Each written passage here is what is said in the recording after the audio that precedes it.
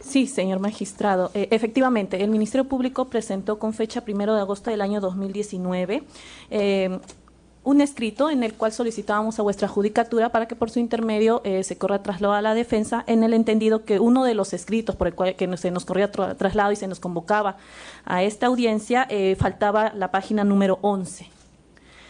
Eso es lo que habíamos solicitado a través de su judicatura. ¿Estuvo incompleto la solicitud cuando se le fue correo traslado? Así es. ¿Se le completó?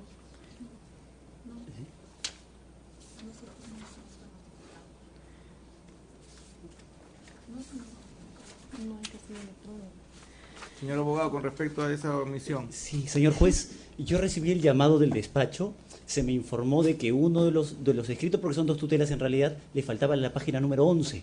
Hice llegar al despacho no solamente en digital los escritos, ambos, sino también una copia, y mi asistente acercó a la oficina. ¿Formalmente o así de manera informal? Vía WhatsApp. Vía WhatsApp, no, pues señor abogado, ¿lo presentó o no lo presentó? Lo que pasa, señor juez, es que el asistente que me llamó me dijo que la llamada estaba siendo grabada y que yo por favor envíe vía digital para hacerlo más práctico el día jueves de la semana pasada, así que cumplí con lo que me había señalado el despacho. Pues ya el día viernes no había despacho, señor abogado, y eso sí a la hora de la tarde. En buena cuenta, ¿su escrito fue presentado correctamente o no? Sí, señor juez. El cargo que yo tengo tiene las fojas completas porque incluso se ha sumado... La copia para la fiscalía no sí, señor juez. El cargo que yo tengo da cuenta que los escritos estaban completos a fojas 48 en total. Sí, pero la señorita fiscal no recibió completo, ¿cierto? Sí, señor juez.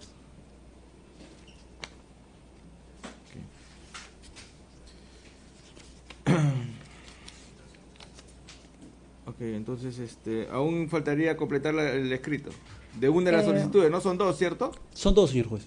Faltaba una página, la página 11. Una página de uno de ellos. Sí, en todo caso podemos ahorita tomar lectura y dar la réplica correspondiente. Vamos a completar eso. Y dé cuenta de este escrito que ha presentado el señor abogado. Señor juez, solo estoy poniendo en conocimiento la respuesta de Fiscalía a uno de los pedidos que hicimos. Fue posterior a la presentación de la tutela. Eso ha hecho que variemos el petitorio, en todo caso será objeto de la argumentación. Cuando nosotros presentamos la tutela, Fiscalía no nos había dado respuesta al pedido que habíamos hecho. Presentamos, nos notificó posterior a ello una respuesta negativa. Tiene que ver con su pedido. Así es, así es. Ok, entonces este escrito va a ser parte de la argumentación. Al otro hay que completar la hoja que falta. Es la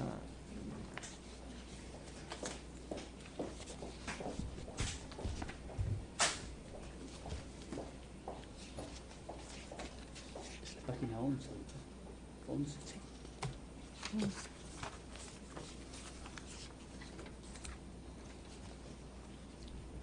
Tienes ahí la página.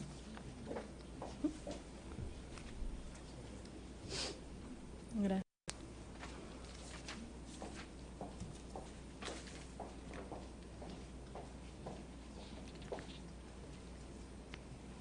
Muy bien, entonces estaría completo. Sí, señor magistro, es la reproducción de la norma, entonces no altera mucho la réplica. Damos por válidamente instalada la audiencia. Al escrito presentado por la defensa en esta fecha, téngase presente. Entonces vamos a conceder uso de la palabra al señor abogado para que sustente sus dos solicitudes de tutela de derechos que se han unificado en una sola, ¿correcto? Sí, señor juez. Tiene 10 minutos por cada una de ellas. Son las 3 y 6 de la tarde. Tiene 20 minutos, señor abogado. Muchas gracias, con su permiso. Señor juez, efectivamente acudimos a usted vía tutela de derechos en aplicación del artículo 71, inciso 4, con dos tutelas que han sido acumuladas. Voy a referirme a ellas de manera independiente. En el caso de la primera, señor juez, nosotros hemos solicitado tutela por lesión a la garantía de defensa eficaz, a legalidad procesal penal y a tutela jurisdiccional efectiva. Permítame explicar. El caso se encuentra en etapa de diligencias preliminares, señor juez. Es la disposición número 1 de fecha 3 de febrero del 2017 la que delimita la imputación contra la señora Nadine Alarcón.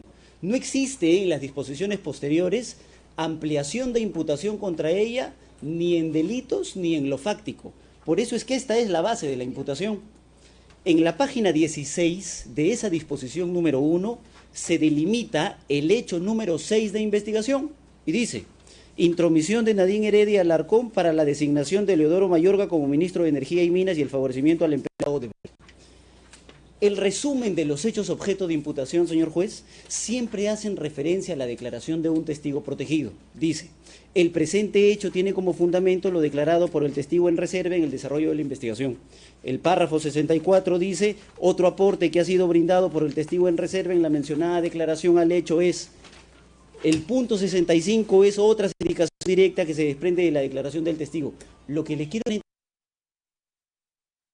imputación contra la señora Nadine Heredia Alarcón, que es haber participado en la designación del ministro de Energía y Minas, el Leodoro Mayorga, para que éste beneficie al consorcio Odebrecht, nace de la declaración del testigo protegido.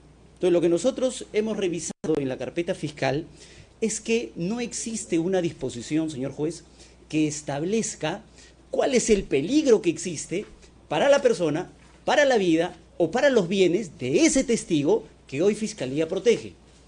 La base legal que nosotros estamos sustentando van del artículo 47, pero exactamente el artículo 251. O sea, no es objeto de discusión por parte de nosotros si es que Fiscalía puede o no implementar medidas de protección a un testigo. Lo que decimos es lo siguiente: el artículo 251 a la letra dice, señor juez, contra la disposición del fiscal que ordena una medida de protección, procede que el afectado recurra al juez de la investigación preparatoria para que examine su procedencia.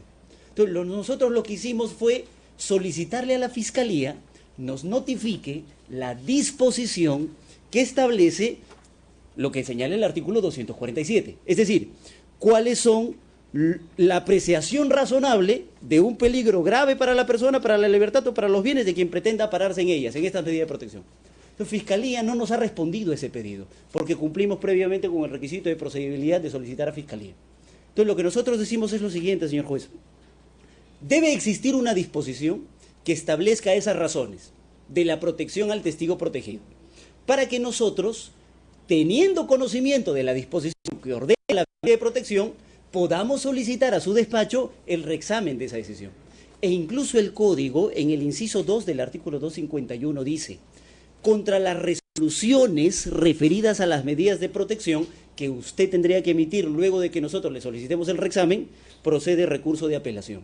Entonces, lo que nosotros estamos diciendo es lo siguiente: primera lesión a garantía de defensa, porque entenderá, señor juez, que siendo testigo protegido no nos han permitido participar en la declaración, haciendo preguntas para contraexaminar. Entonces, primera lesión al derecho a la defensa. Segunda lesión, yo he revisado, señor juez, los 60 tomos de la carpeta fiscal, no he encontrado disposición. Entonces, por eso es que él solicité a la Fiscalía nos notifique esa disposición, quizá esté en una carpeta auxiliar. No nos han notificado. Y tercero, nos están limitando la posibilidad de tutela jurisdiccional efectiva, porque sin la disposición yo no puedo acudir a su despacho para solicitar reexamen. Esa es la primera tutela. Entonces, lo que solicitamos, señor juez, respecto a ese primer punto es lo siguiente: que se nos notifique la disposición que estableció las razones para proteger al testigo, y si es que no existe, se nos informe.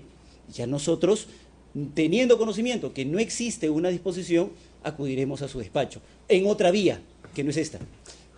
No sé si va a ser objeto de debate por parte de Fiscalía, pero entendemos que los derechos que estamos alegando sí son protegidos vía tutela de derechos, como ha señalado la Corte Suprema y como espero desarrollar en la otra tutela. Pero eso es nuestro pedido en el primer aspecto. En el segundo aspecto, señor juez, en la segunda tutela, la disposición número 1, como le he comentado, es la que delimita la imputación. Fiscalía, tiempo después, emite una disposición número 9. Esta disposición 9 es del 1 de febrero del 2018.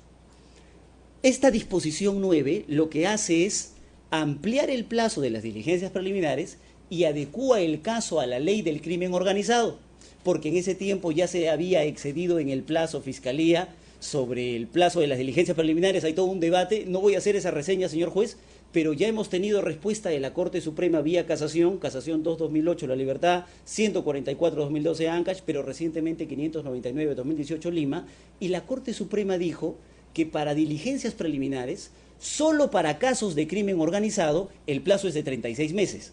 Entonces, Fiscalía emite su disposición 9 y hace una narración de que este trataría de ser un caso de crimen organizado y amplía el plazo. El problema, señor juez, es que tiempo después, Fiscalía emite la disposición número 14, que es de fecha 10 de agosto del 2018. En esa disposición 14, señor juez, Fiscalía lo que dice es, esa disposición 9 que yo había emitido, adecuando el caso a la ley del crimen organizado, únicamente tiene incidencia procesal, mas no material, pues no contiene ninguna imputación penal contra persona alguna. Entonces nosotros entendemos eso como una contradicción, porque si la Corte Suprema acaba de resumir toda la jurisprudencia que antes había emitido en la 599-2018 Lima y dice, solo para casos que sean de crimen organizado, el plazo de diligencias preliminares puede ser de 36 meses, ¿qué pasa con nuestro caso si es que no hay ninguna imputación por crimen organizado? Entonces, nuestra pregunta es, en un primer momento, señor juez, díganme por favor, ese es el pedido que le hicimos a la Fiscalía y el petitorio de la primera tutela, señor juez, ordene a Fiscalía, respete la garantía de imputación necesaria a nivel de diligencias preliminares y nos explique por qué yo formo parte de una investigación calificada como crimen organizado. Fiscalía nos ha respondido, señor juez, y ese es el escrito que hemos adicionado, posterior a la presentación. Nos ha respondido mediante disposición 41, de fecha 18 de julio del 2019. Y lo que nos ha dicho es, reafirma la disposición 14 y dice, carece de objeto pronunciarse respecto a la precisión de la imputación contra Nadine Heredia como integrante de una organización criminal, por cuanto a la presente investigación no existe imputación penal contra persona alguna por el delito de criminalidad organizada, sino imputaciones concretas en contra de los investigados Nadine Heredia y otros. Entonces, señor juez, lo que decimos es, eso no puede ser posible. O sea, no puede haber una investigación en diligencias preliminares que dure 3 años si es que no hay imputación por crimen organizado. Por eso es que cito la casación 599-2018 de Lima. Si es que no existe imputación por crimen organizado, el plazo tendría que ser de 8 meses, que fue el que la Corte Suprema estableció en la casación 144-2012 Ancash. Ese era nuestro pedido.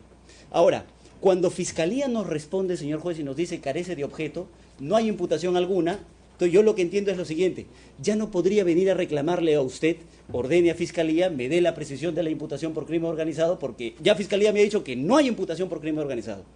Por eso es que mi escrito, el último que acabamos de presentar, varía el petitorio. ¿Yo qué tendría que hacer, señor juez? Ya mi tutela, como estaba planteado el pedido, no tendría sentido. Entonces yo tendría que plantear, como lo estoy planteando ahorita, como los argumentos que se ha lesionado el plazo legal en realidad, un control de plazo. Porque entiendo que si no hay imputación por crimen organizado, se han excedido más de 2 años en la investigación. Entonces, lo que estoy solicitando, señor juez, es adecuar mi petitorio. Lo que digo es lo siguiente, la defensa entiende que el juez de la investigación preparatoria o el juez de garantías ha sido incorporado al proceso penal para que las personas no puedan acudir vía extraprocesal, por ejemplo, habeas corpus o amparo y solucionen sus problemas vía procesal, intraprocesal en el proceso penal peruano. Si el Tribunal Constitucional, cuando se presenta un habeas corpus, adecúa a amparo, si es que el demandante se equivoca en la pretensión, lo que solicito, señor juez, es que no me haga retroceder para solicitar otra vez un control de plazo, otra vez nos convoquen a audiencia y recién discutir lo que ya le estoy planteando en este momento.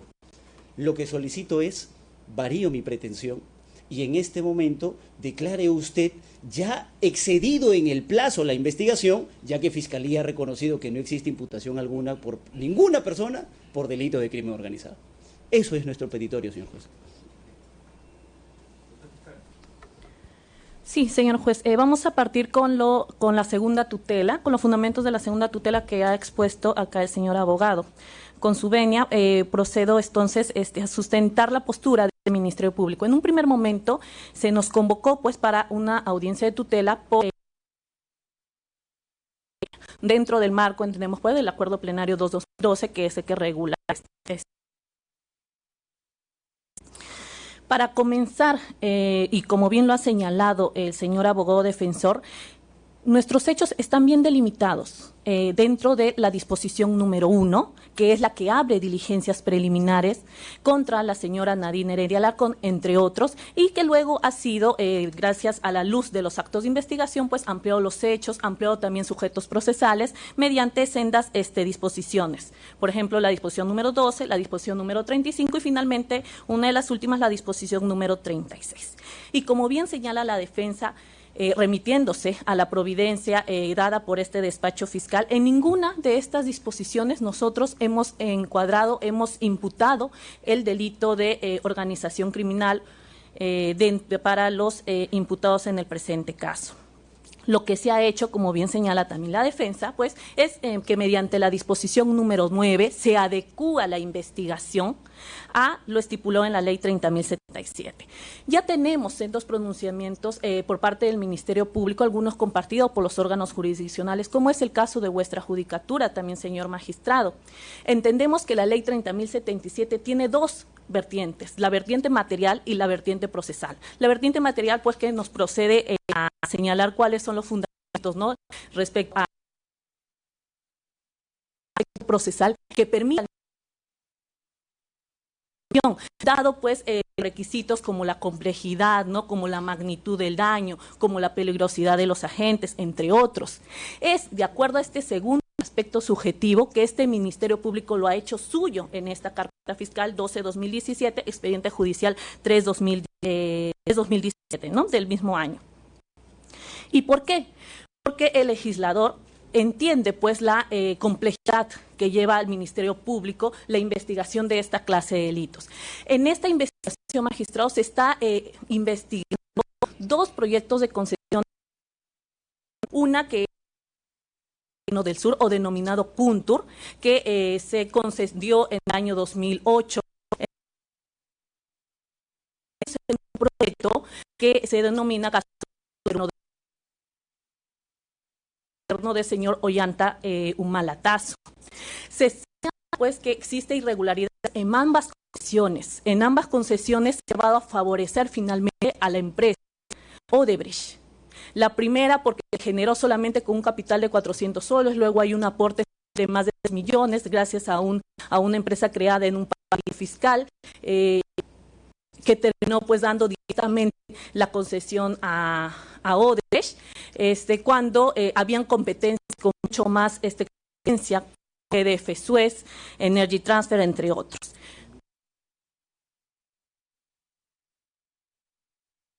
Este acto de favorecimiento viene también trasladado al siguiente gobierno que sucede a este periodo del señor fallecido expresidente Alan García Pérez.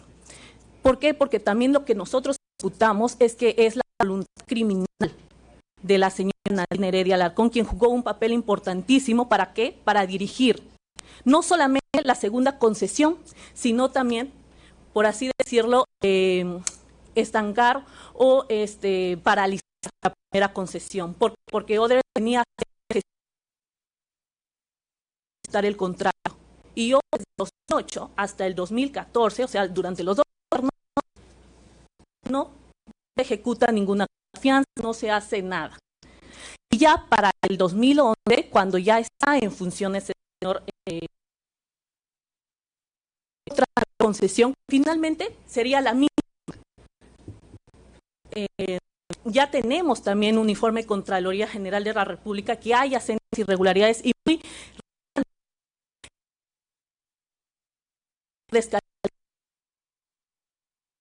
cláusulas en las versiones de contrato, entre otros. Todo esto, señor magistrado, ha llevado a que este Ministerio Público venga realizando actos de investigación de difícil naturaleza y los tiene que aún seguir realizando. Por eso es que nosotros hemos y consideramos acertadamente adecuado nuestra investigación a la ley 30.077.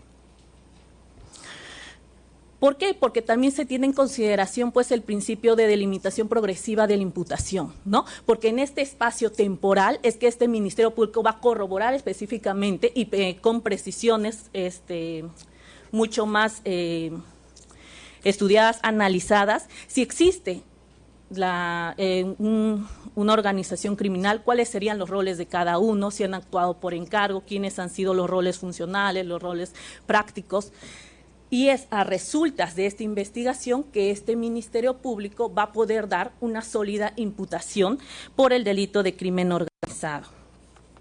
Y así lo ha establecido, señor magistrado, vuestra judicatura en el expediente 35-2017, en la resolución número 2, dictada en audiencia pública el 10 de octubre del año 2018, en el caso de Costa Verde, donde se encuentra pues investigado el señor ex gobernador regional del Callao, Félix Moreno Caballero. En esta su judicatura ha señalado pues que en efecto, concordando con este Ministerio Público, esta ley tiene dos aspectos, una procesal y una material, y que podría perfectamente diferirse la imputación por el delito específico de organización criminal a resultas de la investigación.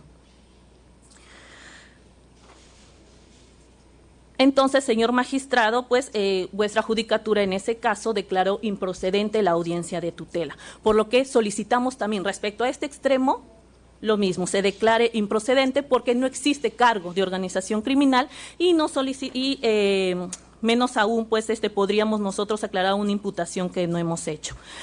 Hemos sido convocados a esta audiencia, entonces nosotros no podemos desnaturalizar la audiencia con un cambio de petitorio de la defensa. ¿Por qué? Porque también consideramos que los argumentos esbozados va a servir para que vuestra judicatura delimite o no si este Ministerio Público, como creemos nosotros, no ha vulnerado derecho de defensa y por tanto sería carecería de objeto el planteamiento de alguna audiencia por control de plazos que la defensa pues ha esgrimido o ha adelantado en su alocución. Ahora bien, esto es respecto al primer extremo, señor magistrado. Respecto al segundo extremo que se nos convoca en esta oportunidad, el señor abogado nos señala en específico, en puridad lo que señala es: Ministerio Público, notifícame la disposición por la cual tú has acogido como protegido a un testigo, ¿no es cierto? Señor magistrado, en un primer momento nosotros como primera pretensión también tenemos que solicitar se declare improcedente, porque consideramos que acá carecemos de legitimidad de obra pasiva. ¿Por qué? Porque nosotros no somos el órgano fiscal al que debió haber emplazado la defensa, pues no hemos emitido esa disposición. Pero valga que tengo que entonces explicar a usted el derrotero procesal muy sucintamente. Existe un caso que data del año 2014 que se encuentra ante la Segunda Fiscalía Corporativa Especializada en Delitos de Corrupción de Funcionarios de Lima, a cargo del señor fiscal Reinaldo Avia Arrieta. En ese caso, señor magistrado, están investigados dos personas, el señor Edgar Bartolo Ramírez Cadenilla como presidente del comité de selección, por así decirlo, y el extraneus, la contraparte, la señora Claudia Jocama Cuguae, representante de Odebrecht. En esta carpeta, señor magistrado, es donde el señor fiscal recibe la declaración del testigo protegido, que lo consigna con la clave número 3-2017. 3-2017. Ello en el mes de septiembre del año 2016. Específicamente el 26 de septiembre del año 2016. Ahora bien, luego a resultas de lo declarado o de este acto de investigación y entre otros, es que decide aperturar investigación preliminar contra la señora Nadine Heredia Alarcón, entre otros, en una nueva carpeta fiscal que sería la carpeta fiscal 12-2017 que hoy nos convoca a esta audiencia. Entonces, señor magistrado, queda clarísimo pues que el testigo protegido declaró ante otra carpeta fiscal, ante otro representante del Ministerio Público, y el cual hasta la fecha podría estar vigente. ¿Por qué? Porque como también es de conocimiento público, el señor, en ese despacho fiscal existe un requerimiento de acusación, en el cual se ha convocado también como órgano de prueba a este testigo protegido. Entonces, se debería pues emplazar a ese órgano fiscal y no al segundo despacho del equipo especial al cual represento en esta oportunidad. Esa es la postura del Ministerio Público para solicitar a vuestra judicatura la declaración de improcedencia si así lo estima bien. Sin embargo, como unidad, como órgano investigador que es el Ministerio Público, también tenemos nosotros que dar a usted algunos argumentos sobre el fondo de la cuestión. Primero, señor magistrado, como señalé, se recibe la declaración en septiembre del año 2016, o sea, casi ya de hace 3 años. En ese momento la señora Nadine Heredia Alarcón no tenía la condición de investigada. Entonces, ¿el señor representante del Ministerio Público tenía la obligación de notificarle? Pues consideramos que no. Y es más, el texto normativo al que hace referencia el abogado defensor, artículo 251, señala a grosso modo el afectado. No dice que la notificación se debe realizar a investigado. Entonces podríamos también hacer una interpretación que podría ser hasta el protegido, ¿no? El benefactor que no está de acuerdo con las medidas de protección, me parece muy gravosas o menos gravosas. Pero bueno, lo importante es el primer punto que le he dado conocimiento, no se encontraba como investigada.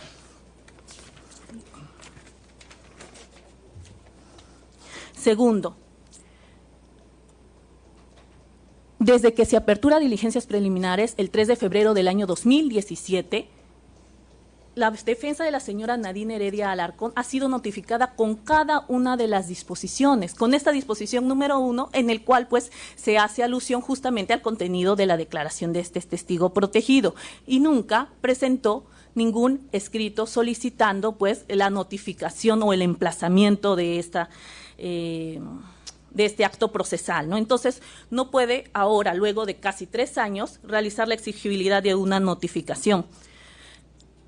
Tanto más, señor magistrado, si es que con fecha 5 de marzo del año 2018, la propia defensa de la señora Nadine Heredia Alarcón, el abogado Wilfredo Pedraza Sierra, nos ha solicitado, muy por el contrario de la notificación de esta disposición, nos ha solicitado la ampliación de la declaración del testigo protegido. Voy a leer textualmente el quinto párrafo, la parte infine. No nos oponemos a las medidas de protección que la Fiscalía le haya otorgado al testigo protegido y tampoco pretendemos conocer su identidad, sino ejercer el derecho de interrogar al testigo garantizando por el inciso 2 del artículo 84 del Código Procesal Penal bajo los mecanismos de protección que se estimen necesarios.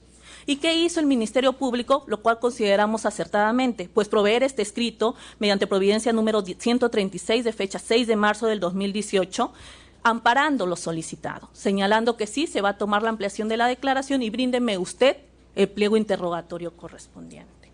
Entonces, señor magistrado, si la defensa nos señala que ha hecho lectura de la voluminosidad de los tomos que obra en la carpeta fiscal, lo que tengo acá solamente será el 5%, él conoce que existe este escrito y nunca hubo oposición ni solicitud alguna de emplazarse esta disposición de notificación, tanto más porque sabemos que las medidas de protección tienen carácter reservados. Así ya se viene manejando, por eso existe una unidad del Ministerio Público, UDAVID, existe la unidad de policía en el cual siempre debemos conservar la reserva de identidad del testigo, del colaborador, del perito. En ese entendido, si me solicita la disposición por la cual yo acojo, pues va a estar el nombre del testigo protegido. Entonces se perdería o se vulneraría también un derecho que le asiste pues dentro de la normativa penal adjetiva. He concluido esta primera parte de la réplica, señor magistrado. Sí, señor juez. Respecto a lo último, la señora fiscal le ha dicho que en primer momento yo debía acudir a solicitar esa disposición ante el doctor Avia. Y efectivamente le ha contado más o menos lo que ha sucedido. La disposición 1, señor juez, a la que hago referencias, donde está el hecho objeto de imputación, sí le emite el doctor Avia. El testigo protegido sí ha declarado ante el doctor Avia. Luego de que se lleva a cabo esa declaración, luego de que se emite esa disposición, se ingresó a un problema de competencia del caso. Y la Fiscalía Superior lo que dijo fue que corresponde asignar la carpeta 475, esa donde se había llevado a cabo la declaración, al equipo especial de la Fiscalía Superprovincial, conforme debiendo registrarse el caso en el sistema de gestión de Fiscalía. Entonces, yo no puedo acudir donde el doctor Avia, porque el doctor Avia va a decir, pero ¿usted quién es? Usted no es parte en esta investigación, usted no es parte en este proceso, efectivamente está en control de acusación ahorita, porque el caso en realidad se partió en dos y lo relativo a la señora Nadine Heredia pasó al equipo especial. Por eso es que yo acudo al equipo especial. No podría acudir jamás ante el tutor Avia. Eso por un lado. Segundo, lo que la señora fiscal ha planteado es lo siguiente. La ley dice que el afectado recurra al juez de la investigación preparatoria para solicitar el reexamen. No podría ser el afectado el testigo protegido, señor juez. O sea, la ley tendría que ser más clara y decir, el testigo protegido recurre ante el juez para solicitar la aplicación de otras medidas de protección, pero independientemente de eso, esa es una negociación entre fiscal y testigo protegido. O sea, necesariamente debería ser el afectado con la aplicación de esa medida. Porque, por ejemplo, desde que se otorga la medida de protección, nosotros somos afectados porque no se nos permite contraexamen en su momento. O sea, ¿por qué Fiscalía ha hecho alusión a otro escrito del doctor Pedraza donde se solicita efectivamente la ampliación de la declaración? Porque ya el subsistema nacional fue cambiando el criterio. Y, por ejemplo, la segunda Sala Penal Nacional estableció que, citando caso Norín Catrimán contra Chile, que una cosa es que el testigo protegido se le proteja la identidad y otra cosa es que no se permita contraexaminar. Protegiendo siempre su identidad, eso está permitido. Entonces, eso, señor juez, no tiene absolutamente nada que ver con que nosotros solicitemos la disposición a quien corresponde, a la fiscal que tiene el caso en este momento. Entonces, eso por segundo lado, no podría ser el afectado el mismo testigo protegido, tendríamos que ser necesariamente nosotros. ¿Por qué ahorita? Yo he sido personado al caso, señor juez, independientemente, hace un mes y he tomado conocimiento de la situación, pero eso no quiere decir que la norma nos exija un plazo concreto para nosotros solicitar esa disposición. Hemos tomado conocimiento de que no existe notificación de la disposición, la hemos revisado y estamos acudiendo a usted. Entonces, ahí creemos no hay inconveniente. Y respecto a la otra tutela, señor juez, la doctora ha citado el caso Costa Verde para decir que no importa si no hay imputación, pero aún así se puede establecer plazo de 3 años para crimen organizado. Y en el caso Costa Verde, señor juez, sí hubo imputación por organización criminal. Es más, se establecían roles mínimamente a nivel de preliminares nada más. Recuerdo el caso académicamente haberlo revisado. Sí existía una imputación mínima, pero mire la diferencia con nuestro caso. En nuestro caso lo que están diciendo es, voy a usar el plazo de 3 años de la ley de crimen organizado, pero por ninguna razón aquí hay imputación contra alguien por delito de organización criminal. Entonces nosotros consideramos, señor juez, que eso no es posible. Porque si revisamos, por ejemplo, la casación, la última de la Corte Suprema, esa 599-2018, hay un problema. ¿Por qué jalas 3 años para casos de diligencias preliminares si la ley no lo establece? Entonces se ingresó a todo un debate de interpretación y la Corte Suprema dijo, porque los casos de crimen organizado merecen eso que ha dicho la fiscal. Varios actos de investigación, varias personas, 2 proyectos, pero hay que reconocer que se trata de un caso de organización criminal. No nos puedes decir, no, contra nadie organización criminal, pero plazo de 3 años como si fuera organización criminal. Entonces, ¿cuál sería el objeto de la ley? Porque la ley, señor juez, esa 30.077, dice, la presente ley tiene por objeto fijar las reglas y procedimientos relativos a la investigación, juzgamiento y sanción en los delitos cometidos por organizaciones criminales. Entonces, Fiscalía tendría que reconocer en todo caso que hay una organización criminal. Ahora, no exigimos, porque la fiscal nos ha dicho, pero la investigación es progresiva, vamos a ir avanzando conforme ya va, porque se supone que ya están terminando, además, si fueran los 3 años ya se les va a acabar el plazo, pero no exigimos una imputación a nivel de sospecha reveladora, solamente una sospecha inicial. Incluso el subsistema anticorrupción, en la tutela de derechos planteado por falta de imputación necesaria a nivel de diligencias preliminares en el caso Chincheros, es el expediente 462-2017-7, estableció que a nivel de preliminares tienes que darle una mínima imputación a las personas reconociendo el nivel de sospecha inicial para que se puedan defender. Si nos dicen, señor juez, investigado 3 años, porque la ley para crimen organizado sí lo dice, y al mismo tiempo nos dicen, no hay imputación por crimen organizado, nosotros lo entendemos como una contradicción. Solo eso, señor juez. Sí, señor magistrado, respecto al primer punto, claro, como ya señalamos ambas partes procesales, se inicia la investigación el 3 de febrero del año 2017 y al mes y medio se remite al equipo especial, quien se aboca al conocimiento de esta carpeta fiscal. Y pues cambia también la denominación del número de carpeta, ¿no? Pasa a ser 12-2017 vuestro expediente 3/2017. Sin embargo, señor magistrado, la carpeta de testigo protegido tiene que quedarse a cargo del fiscal que ha recibido y ha decidido las medidas de protección. ¿Por qué? Porque este testigo protegido, si se lee el contenido de la declaración, no solamente habla de la señora Nadine Heredia Alarcón, sino también del único imputado funcionario que tiene investigado en su momento y ahora ya acusado, el señor Edgar Bartolo Ramírez Cadenillas. Entenderíamos que nos lo derive al equipo especial si es que solamente hubiese hablado de la señora Nadine Heredia Alarcón o alguno de nuestros investigados, ¿no?, de los 30 que tenemos en esta carpeta fiscal. Sin embargo, también entendemos que ello no ha sucedido así porque este testigo protegido también habla de su procesado. Entonces, esa es la explicación por la cual este Ministerio Público no tiene la obligación de notificar esta disposición que solicita ahora la defensa. Respecto a al segundo extremo, ¿no? El señor abogado creo que desconoce un poco el trámite específico en la carpeta Costa Verde. No vamos a irnos también a hablar de esa carpeta fiscal, pero la imputación por crimen organizado se hace después. Esa ha sido realizada en este año y la audiencia por la cual se resolvió que no era necesaria la imputación por crimen organizado data del 10 de octubre del año 2018. Gracias a las redes sociales como Justicia TV podemos pues también tener acceso a ella. Y el señor abogado lo va a poder corroborar fácilmente. Entonces no nos puede venir a nosotros a solicitar a estas alturas pues que incriminemos a su propia patrocinada un delito mucho más grave si este Ministerio Público aún está pues investigando, ¿no? Será de repente, quizás en su momento, de ser el caso. Esto. ¿Algo que desea agregar, señor abogado, para terminar? Solo dos cosas. Señor juez, no puedo acudir a otra carpeta fiscal. No puedo ir a un proceso en el que no soy parte. O sea, me van a decir, tú no eres parte, chau del proceso. No me pidas nada, ve donde la fiscal que tiene el caso. Porque debió ser trasladado a la fiscalía, a esta fiscalía que conoce hoy el caso. Y respecto al caso Costa Verde, señor juez, se señaló mínimamente que existía ahora una organización, que es lo que recuerdo académicamente hablando. No he sido parte del proceso como abogado.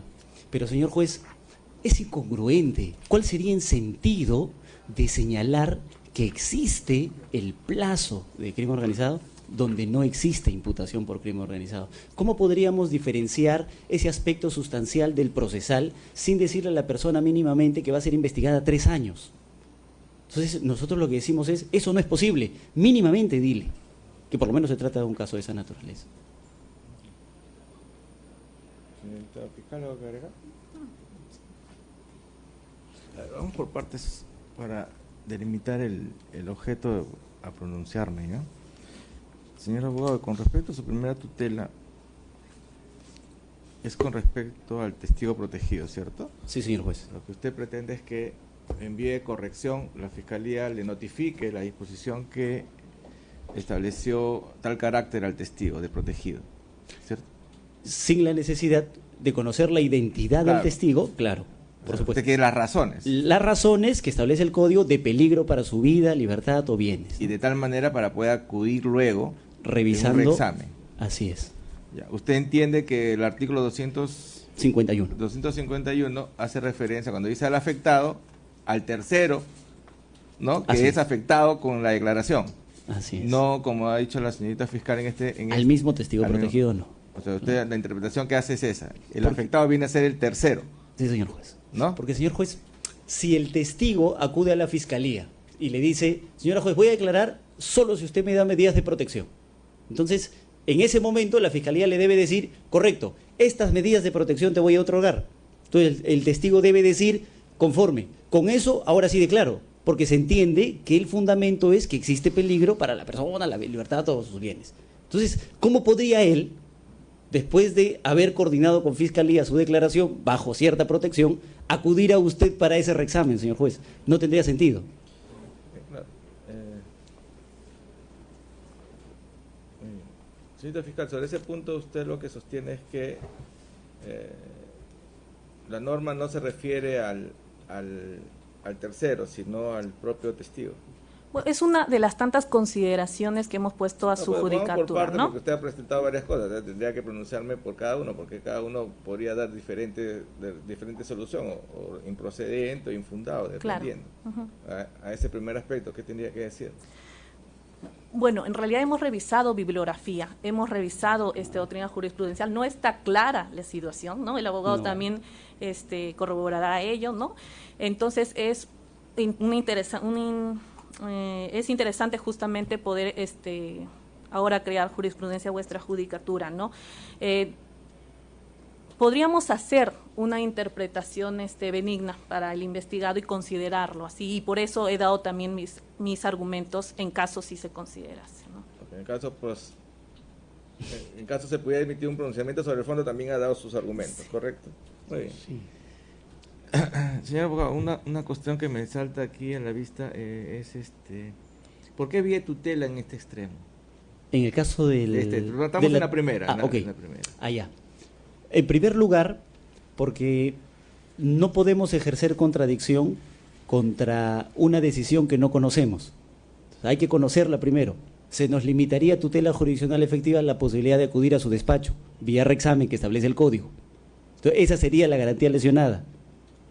Acceder a su despacho, el acceso al recurso que establece la ley para poder debatir si es que la medida de protección está bien dada o no. Eso por eso le decíamos tutela jurisdiccional efectiva. Segundo, decíamos legalidad procesal penal, porque Fiscalía ha incumplido lo que establece el 251. Y garantía de defensa. Ya, pero estos derechos son los del 71 que habilitan una tutela. Ok. Señor juez, en el escrito de tutela nosotros hemos desarrollado si es que estos derechos pueden ser o no protegidos vía tutela. Además estamos en diligencias preliminares. Sí, señor juez.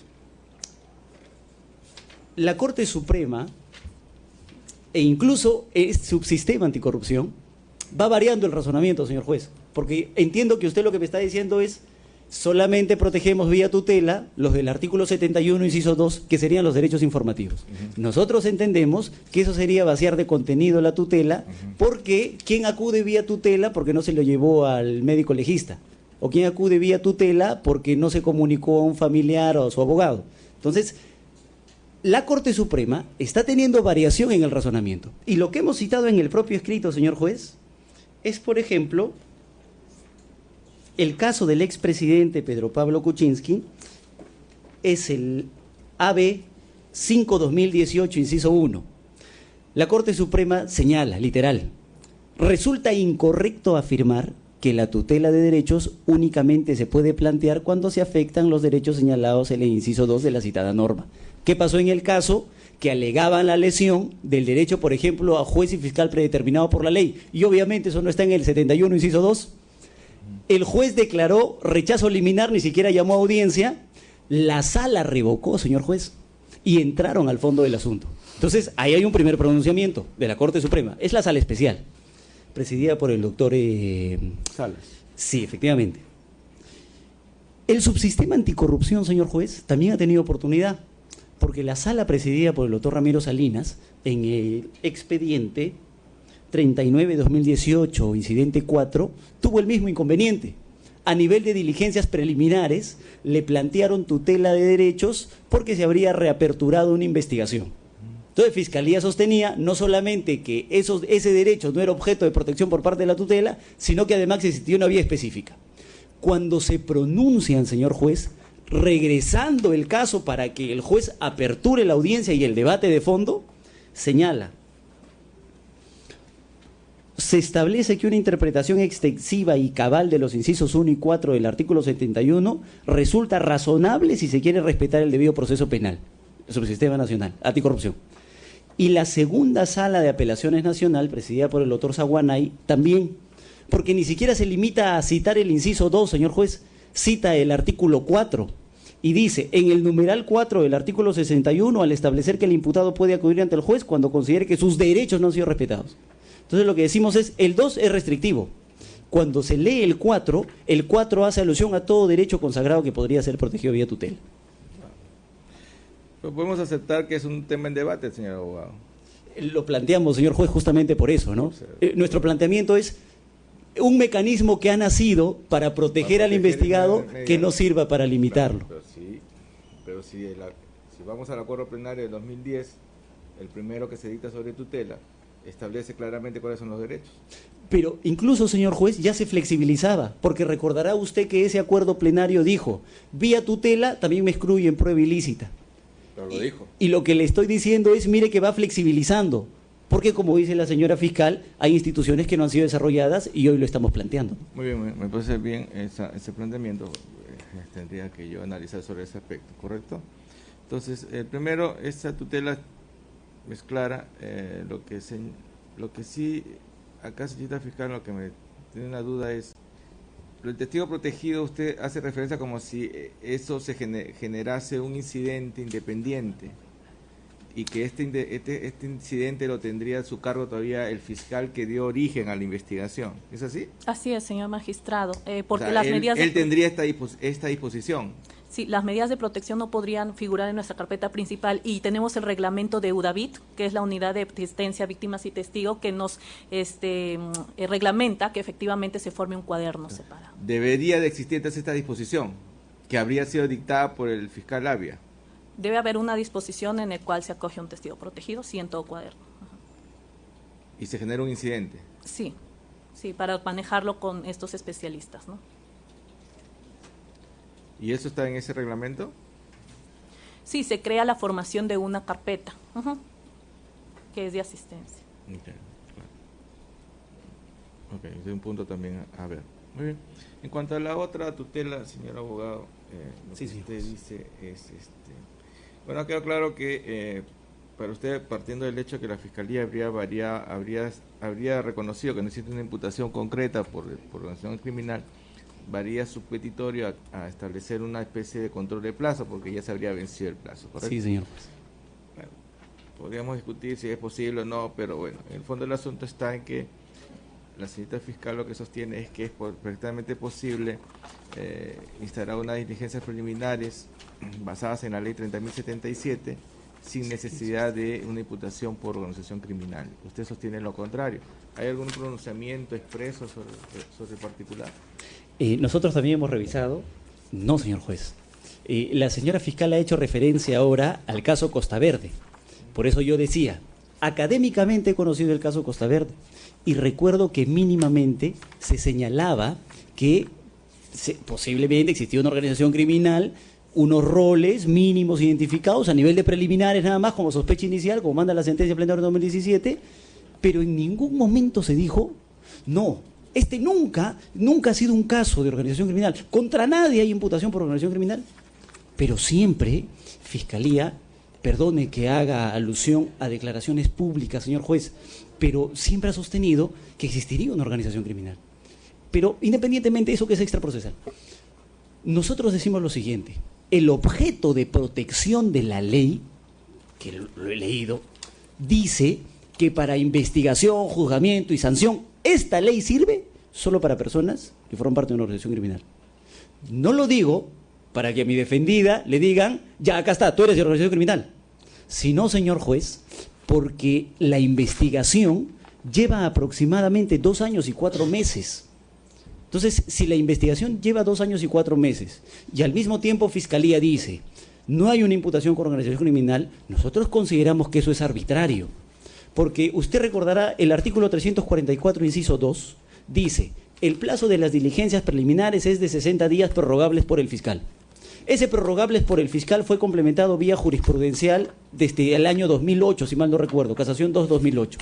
Y el último pronunciamiento que ha tenido la Corte Suprema es el 599-2018. En ese último pronunciamiento, señor juez, la Corte Suprema ha dicho, si vas a usar el plazo de 3 años, tiene que ser porque hay un caso de organización criminal.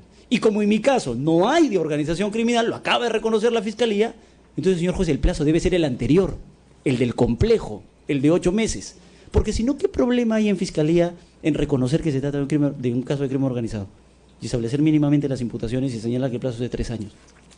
Porque, señor juez, lo contrario, si usted permite que existan investigaciones que digan, no es una organización criminal, pero me agarro los 3 años de la ley, entonces lo que están haciendo es abusar de lo que vía jurisprudencia la Corte Suprema ha establecido. Porque la ley no dice que el plazo de preliminares es de 3 años, lo dice la jurisprudencia. Entonces, note, señor juez, que vamos a tener una avalancha de casos que no son crimen organizado, pero que utilizan el plazo. Y eso ha pasado aquí, porque como se les vencía el plazo, la única solución era adecuar a la ley de crimen organizado. Adecuaron, agarraron los 3 años, pero hoy nos dicen que no es un crimen organizado. Entonces, para nosotros eso es una contradicción. Pero podríamos encontrar en esta ley un aspecto sustantivo y uno procesal. Claro, señor juez, eso es correcto, no debato, pero necesariamente están vinculados. Porque, ¿cuál fue el argumento de la señora fiscal? Le dijo, eso es, señor juez, toda una estructura, son 2 proyectos, hay diligencias fuera del país, entonces necesariamente está vinculado, pues. Porque si es una estructura, cada uno con funciones diferentes, tendría que estar vinculado necesariamente, dependiendo de la etapa procesal en la que nos encontremos, necesariamente decirnos, a nivel mínimo, cuál es la imputación por ese delito. Nosotros creemos, señor juez, que no puede existir una desvinculación de eso procesal con lo sustancial. Porque pasaría lo mismo entonces con los casos simples y complejos.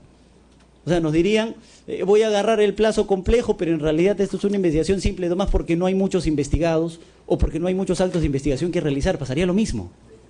Entonces nosotros consideramos que hay una unión estrecha entre esos ámbitos, ¿no?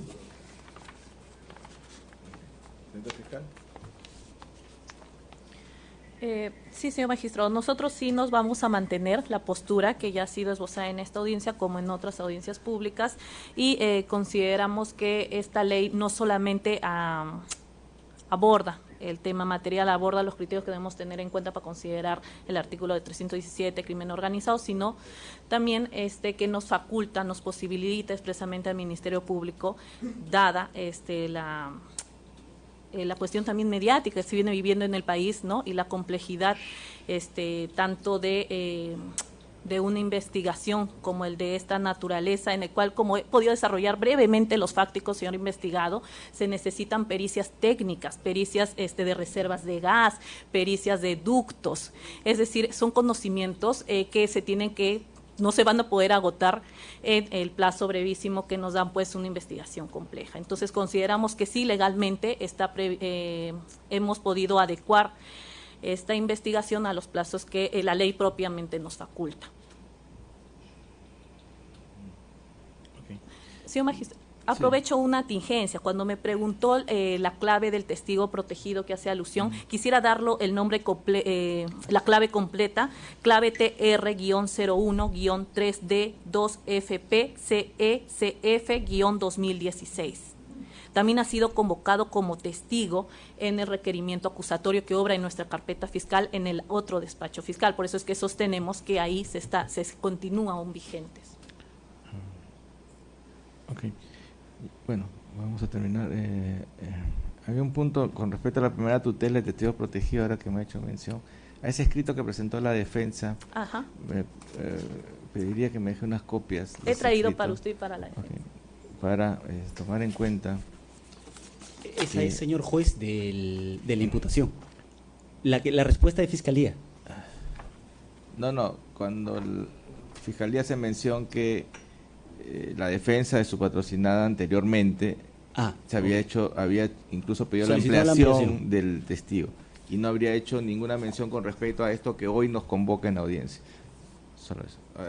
No serían excluyentes, ¿no, señor juez? No, por eso, pero solo... Si me permite. O sea, no serían excluyentes, decimos, porque nosotros seguimos batallando en la investigación y es más, ¿por qué se presenta el escrito? Es lo que le decía, porque en su momento Fiscalía nunca ha permitido que a testigos protegidos se les contraexamine, se les tome declaraciones. Es a raíz de que existen ya varios debates académicos y en audiencia, cita de jurisprudencia de la Corte Interamericana de Derechos Humanos y además reconocimiento expreso de la Sala Penal Nacional de que sí es posible. Aun cuando la Corte Interamericana dice, en algún momento del proceso, lógica de compensación, permítele contraexaminar, Fiscalía decide, eso es un juicio.